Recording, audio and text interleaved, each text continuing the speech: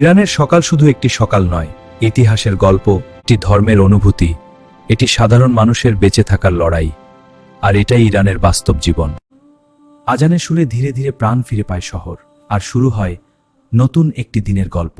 তেহরানের ব্যস্ত রাস্তা এখনো শান্ত, গাড়ির শব্দ নেই, নেই দিনের কোলাহল।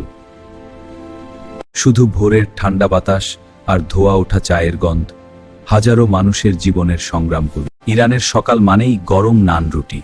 শত বছরের ঐতিহ্য আজও টিকে আছে প্রতিটি গলিতে।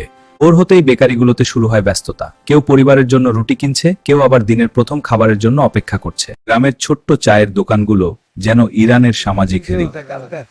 হ্যাঁ, জীবনের গল্প হয় এখানে। এখানে রাজনীতি হয়, জীবনের গল্প হয়, আর হয় প্রতিদিনের সুখ দুঃখের আলোচনা।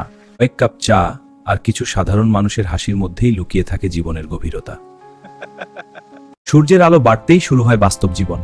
কেউ মাঠে যায়, কেউ দোকান খুলে, কেউ শহরের দিকে রুজির সন্ধানে। ইরানের সাধারণ মানুষের জীবন সহজ নয়, কিন্তু তাদের চোখে থাকে অদ্ভুত এক দৃঢ়তা।